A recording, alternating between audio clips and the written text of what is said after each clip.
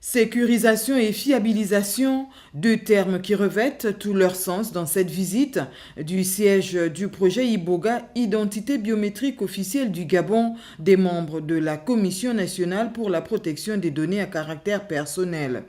La délégation conduite par son président Dominique Joël Edaga devait s'enquérir tout d'abord de l'état de l'environnement qui accueille le matériel et son utilisation par le personnel régulièrement affecté.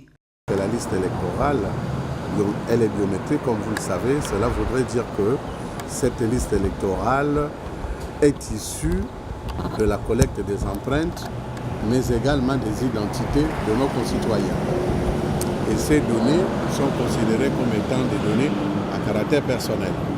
C'est donc la raison pour laquelle la commission s'est déplacée.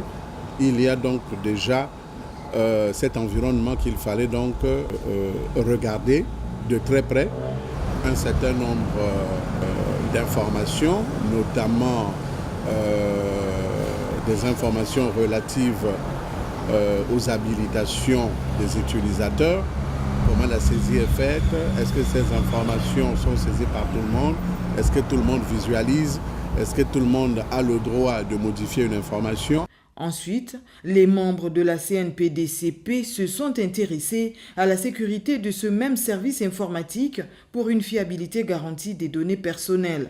Il y a également la gestion informatique, c'est-à-dire est-ce que c'est un système qui peut être attaqué de l'extérieur ou même de l'intérieur à travers un certain nombre d'équipements informatiques, de pouvoir se connecter sur ces systèmes-là et naturellement recopier les informations qui s'y trouvent pour en faire une autre utilisation.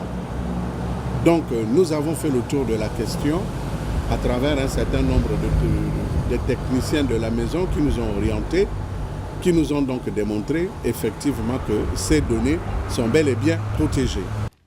Le secrétaire général des lieux et le président hôte, au terme d'une visite beaucoup plus pédagogique que technique, ont pu s'accorder sur un calendrier de travail entre les deux structures dont l'une s'avère finalement aux yeux de ces personnalités totalement informatisée et prête à accompagner les opérations électorales à venir.